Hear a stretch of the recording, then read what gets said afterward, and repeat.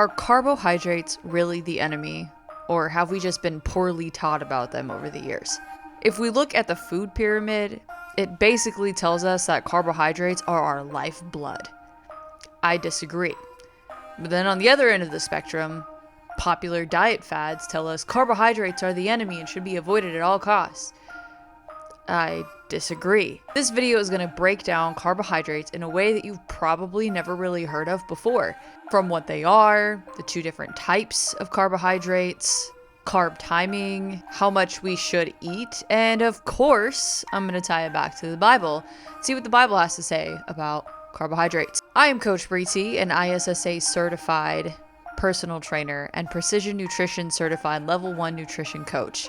But more importantly, I am a follower of Jesus and a child of the Most High God. And in case you didn't know, you're watching Holy Health episode 15.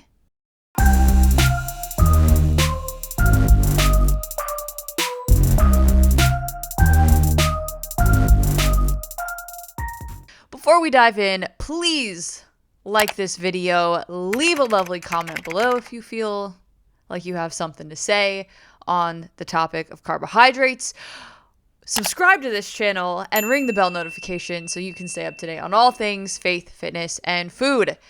All right, let's get into it. One thing I want you to remember as we talk about carbohydrates is that food should be used as fuel and not as a source of comfort. Now, I bring this up because carbohydrates are the easiest thing to overeat and the hardest thing to keep under control, especially when our emotions are driving what we eat and when we eat and how much we eat. I mean, raise your hand if you've ever had a tough day and at the end of that day, you're driving home and you're like, man, today was tough. I deserve a milkshake. So you go and you get a milkshake and then you get home and you're like, yeah, today was really tough. I could use a bag of chips too. The whole bag of chips. I think I deserve it. Today was horrible. And so you go ahead and you eat that whole bag of chips, as well as that milkshake you ate. And then you look in the mirror and you go, oh, I look terrible. I feel terrible. Yeah, guilty as charged. Ladies and gentlemen, that is called emotional eating, seeking comfort from food. Now, my fellow followers of Jesus, where in the Bible does it say, seek comfort from carbohydrates? It doesn't. Instead, God actually tells us to find comfort and to find rest in Him over and over and over and over again. So next time you have a hard day, stop, pray, go home and eat a high protein meal that you made yourself, and take a walk or hit the gym. Now, this is a version of dying to yourself in order to take care of the body that God gave you and made in His image. This is one of our basic God-given responsibilities. It's to steward this wisely and according to what God has given us to steward these bodies with. Now, what are carbohydrates? Well, according to Google, they are organic compounds that serve as a primary source of energy for living organisms. They include sugar, starches, and fiber. Not a bad definition at all. However, we can actually break down carbohydrates into two main categories. And these categories have multiple names, but I'm going to stick with the name that I feel helps understand carbohydrates from an energy perspective or a food is fuel perspective. And those are fast digesting and slow digesting. Fast digesting carbohydrates are the carbohydrates that move quickly through our digestive system, and they give us an immediate boost of energy. Think faster digesting, faster energy boost. Now, slow digesting carbohydrates, on the other hand, move through our digestive system slowly, and have a slower energy impact, energy that comes later. So slower digesting, slower, and a little bit later energy boost. Let's look at what some sources of fast digesting carbohydrates are. Fruits, such as like berries, bananas, apples, etc., etc. Green veggies, such as broccoli, Brussels sprouts, lettuce, green beans. Pretty much anything that makes you feel lighter, more energized when you eat them, right after you eat them. And they also have high fiber content to help your digestive system. Now, here are some sources of slow digesting carbohydrates. Starchy veggies, such as potatoes, sweet potatoes, carrots, corn, squash, etc., etc. Whole grains, such as rice, oats, quinoa, so that morning oatmeal you like. Heavy carbohydrate, not the best way to start your day. Bread, pasta, popcorn, chips, things that are pretty much made with flour or are heavier, things that make you feel heavier and slower right after you eat them. Usually it's like, I think you need to go take a nap, right? So where does ultra processed junk food come into play? Because, yes, got to talk about that. Well, it depends. Chips and cookies typically fall under slow digesting, while candy and ice cream can fall under fast digesting. But at the end of the day, it is best to just avoid these or use the Bobby approved app to find better and healthier alternatives. For instance, in this house, we love potato chips and tortilla chips. So we use the Bobby approved app to find healthier alternatives with less additives and preservatives and no seed oils. And we also found some cookies, because my husband's got a sweet tooth. I got a sweet tooth too, I can't lie. Some cookies that taste amazing, have less sugar or different types of sweeteners in them, like coconut sugar or date sugar. And then I also learned how to make my own cookies. Like, I've always been a baker, and I just decided I'm going to take what I usually do, and I'm just going to switch out ingredients for healthier alternatives. And you can do the same thing with like breads, pastas, ice cream, so much more. Find your favorite snack in the grocery store. You like goldfish? Go to the internet and find a healthy version or alternative ingredients on how to make them at home. Regardless, always making sure you don't overindulge is going to be key. And eating enough protein before you eat your carbohydrates is going to significantly help with that, due to the fact that protein makes you feel fuller faster, which brings me to my next point of discussion. Carb timing. When to eat and not eat each type of carb and why. Let's start with fast digesting. Like I mentioned a moment ago, these are the carbs that give us energy quickly. So the most ideal times to eat fast digesting carbs is when we need a quick energy boost for something like a workout you're getting ready to do in like an hour, or that tough meeting that you have to sit through and you feel like you're going to fall asleep. Honestly, it is especially good when you eat your fast digesting carbs before a workout or right after you finish eating your protein for your regular meal. So if you want to have an apple right after lunch, prime time. See, exercise and protein actually help to slow down the digestion of the glucose from the carbohydrates so that you don't get this huge spike in your blood sugar and then a hard crash. Rather, it kind of keeps it low and growing slowly so your body can use the energy from it properly and the carbs don't get stored as fat. Similar with slow digesting carbs, you want to eat them after your protein with your meal. So protein, veggies, carbs, fruit, or starchy carbs, slow digesting carbs, and then like fruit. Anyway, you want to eat them after your protein. However, instead of before your workout, it's best to eat them within a 2-hour window after your workout, because then your body is going to use them for energy to build and recover your muscles instead of storing the carbs as fat. Basically, if you are going to eat carbs, think of them as fuel. Food is fuel.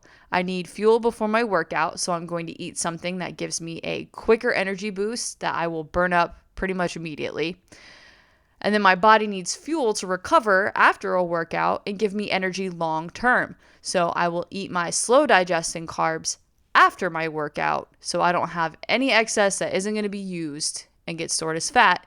Rather, it goes towards muscle building and recovery. Are you tracking with me? Now, another way you can time your carbs can be based on your daily activity levels. If you know you're going to be working out and moving around a lot on certain days, you can plan to eat your slow digesting carbs on those days, either after your workout or at the end of the day when you've been moving around like a chicken with your head cut off. And when I say that, I mean like you have a very physical, demanding job type of thing. Not like, oh yeah, I had to go from office to office. Oh my gosh. I'm sorry. Not knocking you office workers, okay? Just want to clarify that moving your body a lot, like you getting 10,000 steps a day minimum is what I'm trying to get at. All right. Anyway, fast digesting carbs are something that you can eat any day, but making sure it is paired and directly follows a high protein meal, like I mentioned a moment ago, to keep your blood glucose under control. Now, when should we not eat carbs? Well, if you stick to the time frames I mentioned before, you can pretty much narrow it down, but especially avoid eating them 2 hours before bedtime. And depending on the type, just stick to the framework like I just saw, like easy peasy. If it's not within those time frames, then just don't eat them, right? But yeah, 2 hours before bedtime is a good cutoff time because it's glucose. It's going to either wake you up in the middle of the night, your body's going to try to digest it if it's the slow digesting carbs, or it's going to make it harder for you to fall asleep because you just gave yourself an energy boost. Carb timing is great, but how much should we actually be eating of these carbs? Now, this is my general rule of thumb personally, which really depends on your goals, to be honest. I would say for the average human being, limit slow digesting carbs to 1 cupped handful or no more than a half to 1 cup per meal. And that's on active days, of course. Now, I don't eat a ton of slow digesting carbs personally because my digestive system just doesn't like them that much. So I really avoid them. But I also have endometriosis and apparently Hashimoto's. So I did have to experiment a lot with like what worked for me because my body just doesn't respond to things the same way as they did when I was a kid. And if you are an active person, typically you can get away with more carbs per meal depending on the amount of energy that you're burning. And I mean, that's just it. Like everything depends on how much energy you are using during the day. There's no perfect amount that I can just tell you to eat that will make sense for everybody. It's kind of an experiment. If you follow the parameters I gave you a moment ago and you prioritize protein, you will have a hard time overeating the carbs. But if you're someone trying to gain weight and not lose weight, you will need more carbs. If you are trying to lose weight and not gain weight, then you're going to want to step it back. So you see what I mean? It's just, there's just not a perfect answer. Experiment, follow the parameters we just talked about with carb timing and prioritizing protein, and see how you feel, see how your energy changes, and just adjust things based on that. Anyway, let's look at what the Bible has to say. But first, guess what? HolStrength. Yeah, like the place where I got this dope crew neck and matching shorts that I'm wearing right now has a huge summer sale going on right now, where you can get faith-based fitness apparel and streetwear for 20 to 60% off. The best part is, if you go to HolStrength.com and at checkout you use code CoachBri, like you see down below here, you can get an additional 10% off. That's like up to 70% off. Who doesn't want that? I don't. Nobody asked you.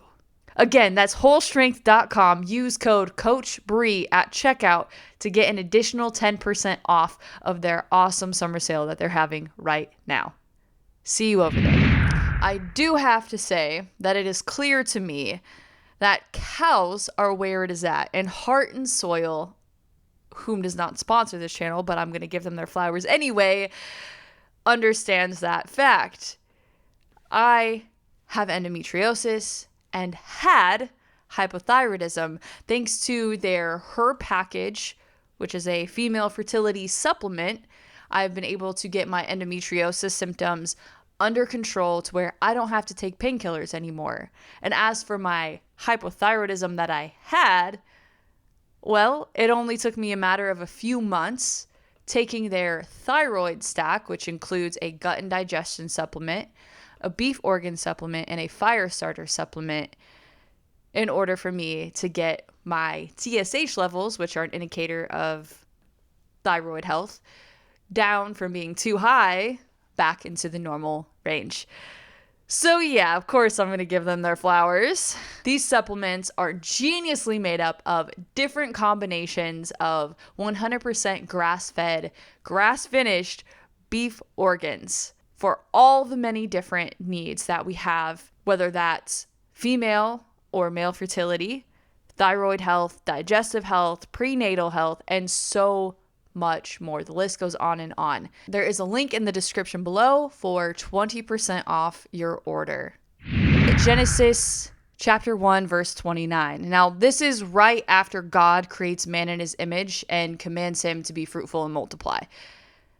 It says, "And God said, See, I have given you every herb that yields seed, which is on the face of the earth, and every tree whose fruit yields seed. To you it shall be for food." Now, God is talking about plants, fruits, veggies, grains, such as wheat and barley, fruit that grows from trees, fruit that comes out the ground, fruits and veggies that come out the ground. My bad. He gave it to us for food.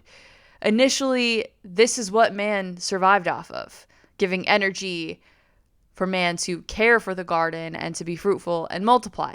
Now, when I say man, I mean mankind, humankind. Man and women are included in this, right? So there you have it. Carbs are not bad. But did you notice it doesn't say cookies and sugar and ice cream and other random stuff made from chemicals in a lab? No, it says anything that comes from the ground or the face of all the earth and yields seed. No ultra-processed nonsense listed here. Now let's take a look at what the Bible says about overeating, or another term for it, gluttony.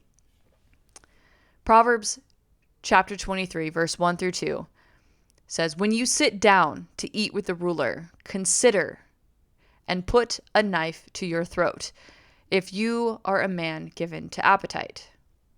Now, it's not literally saying to actually put a knife to your throat. It's just trying to point out the seriousness of desiring food so much that it takes the place of God, like comfort food, finding comfort in food rather than finding comfort in God.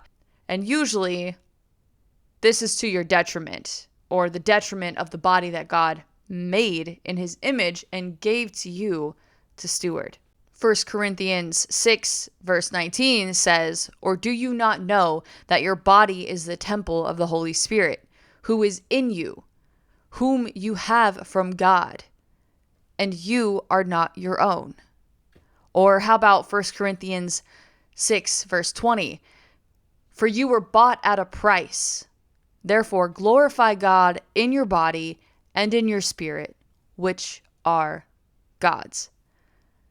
And what about Philippians 3, verses 18 through 19? "For many walk, of whom I have told you often, and now tell you, even weeping, that they are enemies of the cross of Christ, whose end is destruction, whose God is their belly, and whose glory is in their shame, who set their mind on earthly things." The last one sounds very harsh, but like I've said time and time again on this channel, taking our health and wellness seriously is extremely important, not just for us, but for the glory of God. And understanding that these bodies are not our own, but belong to the God who created them and made them in his image. And that is our responsibility, to steward these bodies wisely. And the easiest way to do that is to grow closer to God in relationship with Him through prayer and reading His Word, and to realize that God has already given us all that we need to thrive and to steward these great gifts. Not just out of desire for some kind of popular aesthetic that the world says we need to have, but out of reverence and adoration and thanksgiving to God. Now, faith and science aren't two separate things. We can look at how our bodies react to certain exercises, how our muscles grow, how they shrink, how our bodies function with certain movements, how certain foods impact our metabolic health and our heart health, our gut health, all of that. It goes hand in hand. Even science shows us that strength training, regular exercise, regular movement, and eating properly, not eating ultra-processed foods, but eating what comes from the earth, what God has given us from the earth and from the animals that He gave us as well, are what causes our bodies to thrive. Good food from God allows us to thrive. Movement, exercise, strength training from God. God gave our bodies the ability to do these things. Muscles to grow. Good. Ultra-processed foods, being lazy, sitting on the couch, watching TV, scrolling through your phone. Not God, not good. Very bad for your health, mentally and physically. But like I said, I just let me dial back here. I said not just out of a desire for a popular aesthetic, but out of reverence and adoration and thanksgiving to God, should we steward these great gifts? Should we take care of our bodies? Which, funny enough, at the end of the day, gives us a natural reward of feeling good, looking good, and being able to enjoy life fully without hindrance of a broken body. How much stuff do you miss out on because, I ate something I shouldn't have and now I don't feel good and I can't go tonight. I can't go to the movies tonight. I think I'm going to vomit. Or, hey, I'm tired. I'm too exhausted. I can't move my body. Life would be so much better without that hindrance. And we can make that happen. That's the crazy part. We can make it happen. We just struggle to. And that comes from the curse of sin, unfortunately. But we have an overcomer. His name is Jesus. He overcame sin so that we could overcome sin in Him when we put our faith in Him, when we follow Him. Anyway, I want to leave you with this. Earlier I mentioned not finding comfort in food, but in Jesus instead. Matthew 11, verses 28 through 30, Jesus says, "Come to me, all you who labor and are heavy laden, and I will give you rest. Take my yoke upon you and learn from me, for I am gentle and lowly in heart, and you will find rest for your souls. For my yoke is easy and my burden is light." Now that's all I have for you today. Please take a moment to like this video, subscribe to the channel, leave a lovely comment below if you got anything out of this video or have something to say on the subject, and ring that bell notification so you can stay up to date on all things faith, fitness, and food. I will see you next time as we dive into our next macro, which is fats. Dun, dun, dun. Grace and peace, y'all.